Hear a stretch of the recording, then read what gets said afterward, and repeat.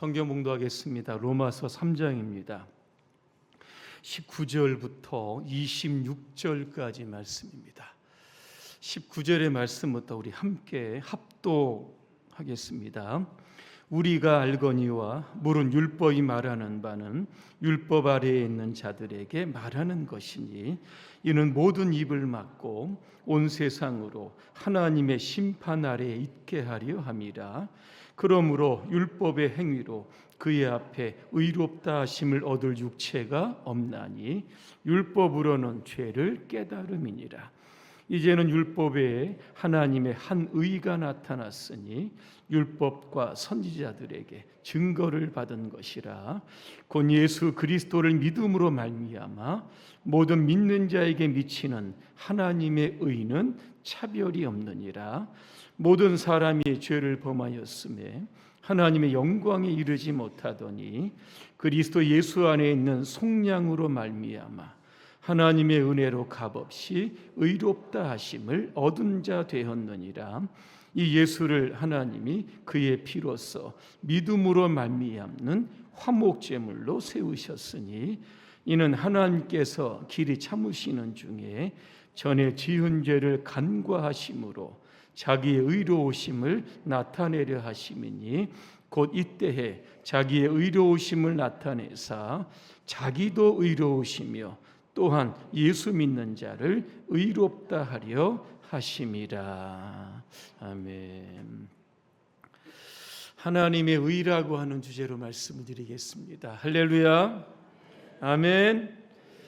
옆분과 인사하겠습니다. 의롭게 삽시다. 질문하겠습니다. 어떻게 하면 의롭게 사는 겁니까? 착하게 살면 됩니까? 착하신 분 손 드시기 바랍니다.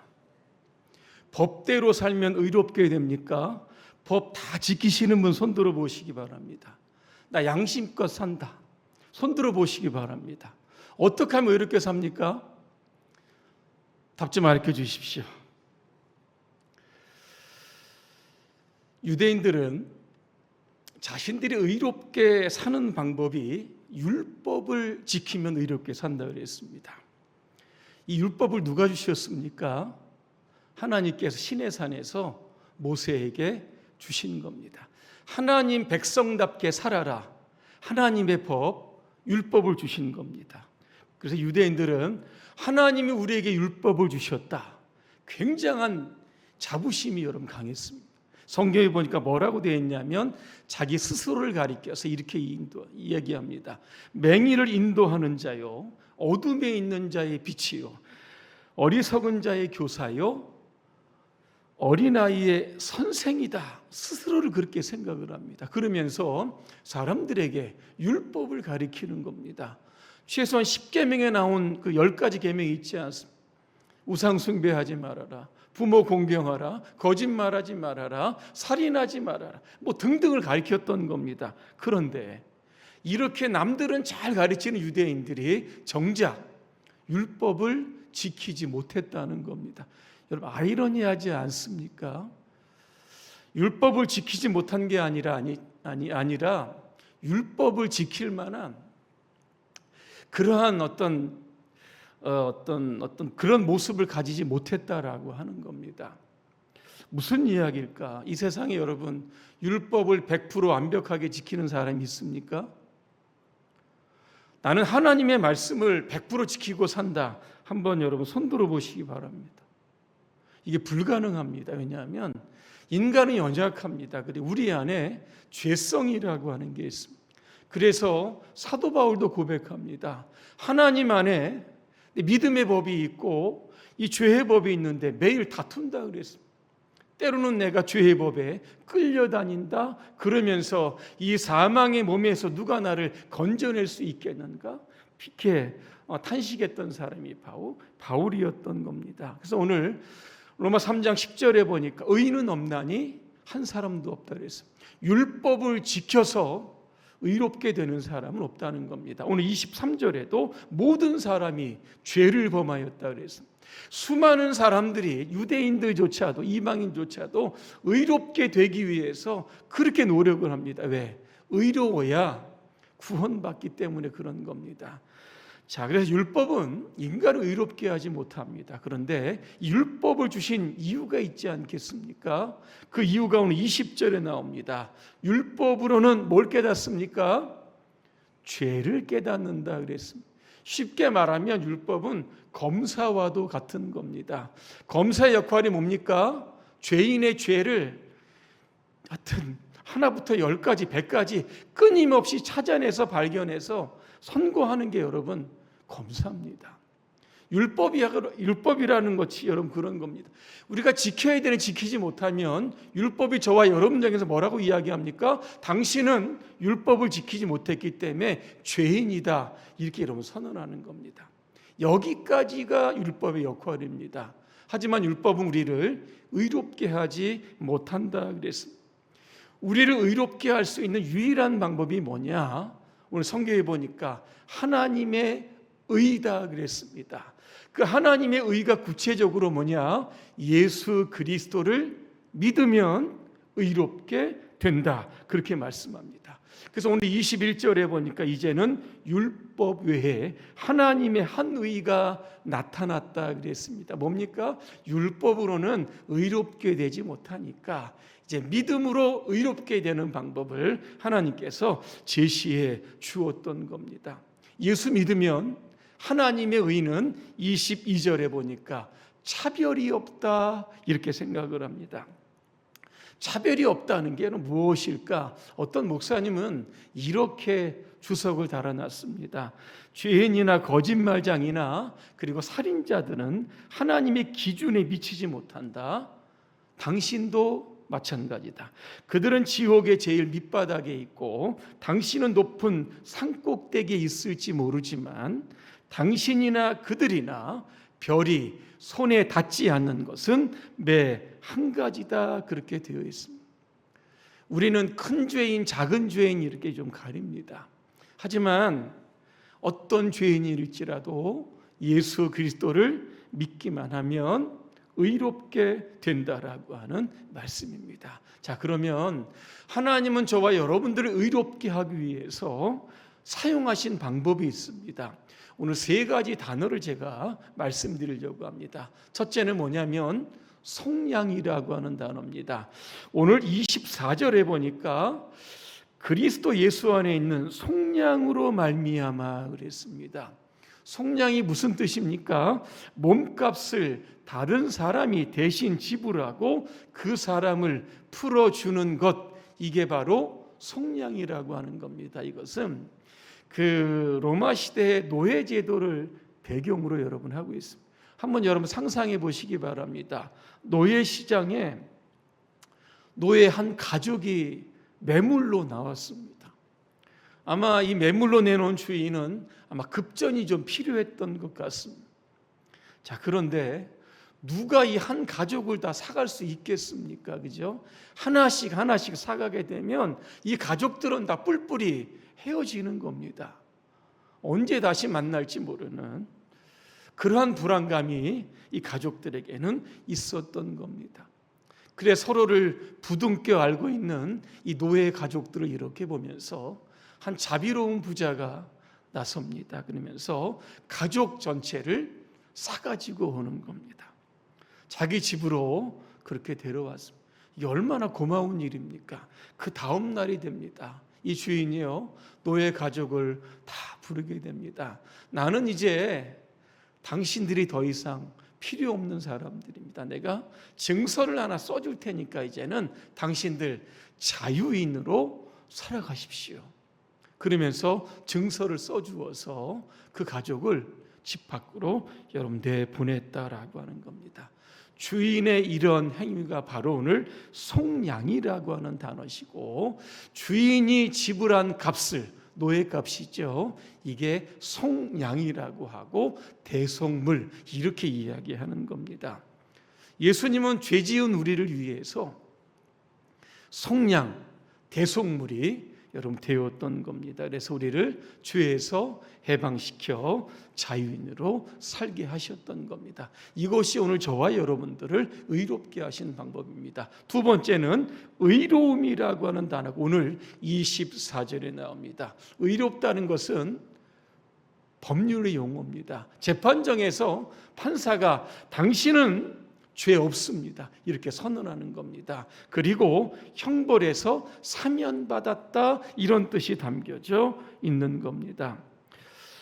그래서 우리는 하나님의 은혜로 우리가 여러분 구원받았습니다. 당신은 죄가 없습니다 이렇게 하나님이 선언하시는 존재가 되었다라고 하는 겁니다. 그래서 우리가 우리의 구원을 위해서 우리가 더 이상 해야 할 것은 아무것도 없는 겁니다. 이걸 가리켜서 뭐라고 했으면 오늘 값없이 주시는 은혜다 여러분 이겁니다. 누가복음 23장에 보니까 그 갈보리 언덕에 예수님과 함께 달린 두 강도 여러분 기억하실 겁니다. 그 중에 한 강도가 죽기 바로 직전입니다. 예수님께 염치 없는 부탁을 합니다. 예수님, 주님 나라 임하실 때 나를 좀 기억해 주십시오. 그랬더니 예수님 뭐라고 이야기하십니까? 오늘 내가 나와 함께 낙원에 있으리라 그랬습니다. 그리고 그때가 제 6시가 되었다. 오후 3시에 예수님은 운명하게 여러분 되신 겁니다. 여러분 생각해 보시길 바랍니다. 이 강도는 세상에서 아주 못된 짓을 다 했던 사람입니다. 아마 살인자였을지도 모르는 거. 어떻게 이 사람이 구원받을 수 있었을까? 세상에서 의로운 일 한 적이 아무것도 없습니다. 하지만 예수님이 그를 의롭다 선언하신 거죠. 왜? 예수 믿으면 구원받게 되기 때문에 여러분 그런 겁니다. 우리가 예수 믿고 난 이후에도 여전히 하나님의 백성으로 거룩하게 살아야 되는데 그러지 못할 때가 여러분 많이 있다는 겁니다. 그래서 우리를 의롭게 하는 게 무엇입니까? 예수 그리스도의 피라고 하는 겁니다. 그래서 우리가 교회 나올 때마다 우리가 뭐를 해야 합니까? 회개를 해야 하는 겁니다. 그래서 오늘 저와 여러분들이 예수의 피로 의로운 그런 하나님의 자녀들로 살아가게 되는 겁니다. 자, 세 번째, 우리를 의롭게 하시는 단어가 있는데 바로 화목제물이라고 하는 단어인데 오늘 25절에 나와 있습니다. 죄는 하나님과 우리를 어떻게 하죠? 분리시켰습니다. 불화하게 만들고 격리시켰다는 겁니다. 이걸 누군가는 연결시켜 줘야 되는 게 아니겠습니까? 근데 예수님께서 바로 화목제물이 되셨다는 겁니다. 이게 바로 십자가입니다. 그래서 우리가 하나님께 가려면 누구를 통해서 가야 합니까? 예수 그리스도를 통해서 십자가를 통해서 하나님께 나갈 수 있어야 여러분 한다는 겁니다. 구약에서 죄 용서받기 위해서 사람들은 화목제물을 매일 드렸습니다. 여러분 양이 뭔 죄가 있겠습니까? 인간의 죄를 대신해서 수많은 양들이 여러분 죽어나갔던 겁니다. 근데 구약의 제사법은 매일매일 해야 되는 것이고 그 제사법이 인간의 어떤 삶을 바꾸지는 못하는 겁니다. 그런데 신약 시대에 와서 하나님은 예수를 십자가에 단번에 죽으심으로 말미암아 우리를 완전하게 용서해 주시고 죄로부터 사해 주셨다라고 하는 겁니다. 그래서 우리는 신분이 변하게 되었던 겁니다. 죄인이 의인이 되었다.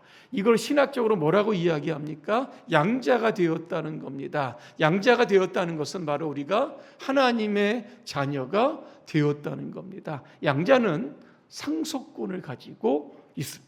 하나님의 것이 오늘 저와 여러분의 것이 되었다라고 하는 겁니다. 이게 얼마나 놀라운 하나님의 은혜와 축복이 아니겠습니까? 자, 그러면 하나님의 상속자가 되고 하나님의 양자가 된 여러분들 이 땅에 살아가면서 여러분 죄 안 짓습니까? 죄 짓고 회개하고 또 죄 안 지으려고 해도 또 죄를 짓게 되는 모습을 보게 되는데 여러분 하나님이 우리 그때마다 보실 때 어떻게 보시겠습니까? 쟤는 심판받아 마땅할 애다. 쟤는 죽어 마땅할 죄인이다. 여러분 이렇게 보시겠습니까? 그렇지 않습니다. 25절 하반절에 보니까 너그럽게 높게 보아주신다. 성경에 보니까 간과하신다. 그래서 우리가 죄를 지었는데 그냥 못 본 채 넘어가신다는 겁니다. 왜 그럴까? 우리 안에 예수의 피가 있기 때문에 그런 겁니다. 예수의 보혈로 깨끗하게 된 하나님의 백성들은 죄를 지으면 다시 또 회개하고 그를 통해서 우리가 의로운 하나님의 사람으로 살아가게 여러분 되는 겁니다. 그러면 아까 제가 율법을 말씀을 드렸는데 이제는 율법 폐기하면 됩니까? 그렇지 않습니다. 오늘 31절에 제가 읽어드립니다. 그런즉 우리가 믿음으로 말미암아 율법을 폐하느냐? 그럴 수 없다. 도리어 율법을 굳게 세운다 그랬습니다. 그래서 무슨 뜻입니까? 이제 우리가 구원을 받기 위해서 율법을 지키는 것이 아니라 믿음으로 예수님을 믿음으로 말미암아 구원받았으면 율법 하나님의 말씀은 지켜가야 거룩한 하나님의 백성으로 살아갈 수 있다라고 하는 뜻이 담겨져 있는 겁니다. 그래서 우리가 하나님의 말씀을 늘 묵상하고 읽고 필사해야 하는 이유가 바로 여기에 있는 겁니다. 이번 한 주간 여러분 살아가시면서 예수의 피로 구원받은 저와 여러분들입니다. 이제는 다시 죄의 종이 되지 아니하고 하나님의 백성으로 이 한 주간도 거룩하게 사시기를 주님의 이름으로 축복합니다. 기도하겠습니다. 은혜로우신 하나님, 나를 살리시기 위해서 나 대신 죽으신 주님의 은혜를 기억합니다. 당신은 죄의 종이 아니라 하나님의 종이 되어 거룩한 하나님의 백성으로 살 수 있도록 우리를 축복해 주시옵소서. 예수님의 이름으로 기도합니다. 아멘.